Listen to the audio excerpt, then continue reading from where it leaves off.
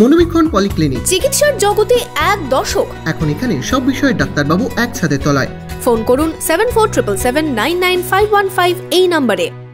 রঘুনাথগঞ্জের মিয়াপুর এলাকায় যুবকের রহস্যজনক মৃত্যুতে চাঞ্চল্য ছড়ালো। সাত সকালে বাড়ির পাশে বাগান থেকে উদ্ধার হয় যুবকের রক্তাক্ত দেহ। এই ঘটনায় মৃতের স্ত্রীকে আটক করেছে পুলিশ। আপনার আনন্দে আমাদের উদযাপন। বিয়ে হোক বা পার্টি, বহরমপুরে এবার luxury banquet hall at golden retreat. জেলায় একমাত্র পিলারলেস ব্যাংকোয়েট, আছে স্পা, সালন, ক্লাব মেম্বারশিপের সুযোগও। বহরমপুর শিল্প তালুকে গোল্ডেন রিট্রিট। বাড়ির পাশের বাগান থেকে এক ব্যক্তির মৃতদেহ উদ্ধারের ঘটনায় চাঞ্চল্য ছড়ালো রঘুনাথগঞ্জের মিয়াপুর এলাকায়। ভাড়া বাড়ির পাশে বাগানে দেহ পড়ে থাকতে দেখা যায়। জানা গেছে, লালখানদিয়া এলাকার বাসিন্দা রতন মণ্ডল বিয়ের পর থেকেই ভাড়া বাড়িতে থাকতেন। সোমবার বাড়িতে ছিলেন না স্ত্রী। রাতে বাড়ি ফিরলে খাওয়া দাওয়া করে ঘুমোতে যান দুজনেই। এদিন ভোরে বাথরুম করতে বাড়ি থেকে বেরোন ওই যুবক। কিছুক্ষণ পর বাড়ির পাশে বাগান থেকে উদ্ধার হয় রতন মণ্ডলের রক্তাক্ত দেহ। এই ঘটনায় খুনের অভিযোগ তুলছেন রতন মণ্ডলের পরিবার। পুলিশ দেহ উদ্ধার করে ময়না তদন্তের জন্য জঙ্গিপুর মহকুমা হাসপাতালে পাঠায়। ঘটনায় জিজ্ঞাসাবাদের জন্য মৃতের স্ত্রীকে আটক করেছে পুলিশ।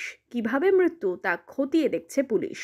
স্ত্রীকে নিয়ে আমার মা বাবার সাথে থাকতো না। স্ত্রী বলতো কি তোমার মা বাবার সাথে থাকবো না, তো স্ত্রী ছাড়তো না, তার জন্য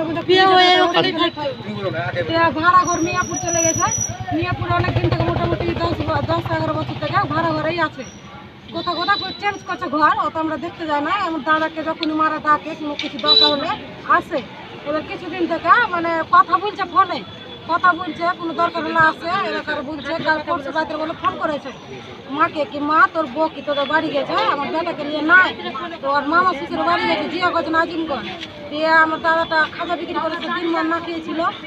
দিয়ে বলছে কি আমার বেটাকে না দেখতে পেলে আমি কি করে খাবো, ভালো লাগে না। এর মা বলছে আইজো বেটা তোর বেটা, তুই খা কিছু।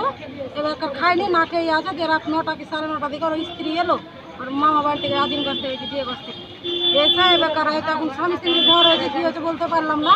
এবার তো ভালো মার সাথে কথা বললো, কিরকমই তো বউ আসেনি, আমার বেটাকে দেখতে পাই না। এবার আজ সকালে খবর গেল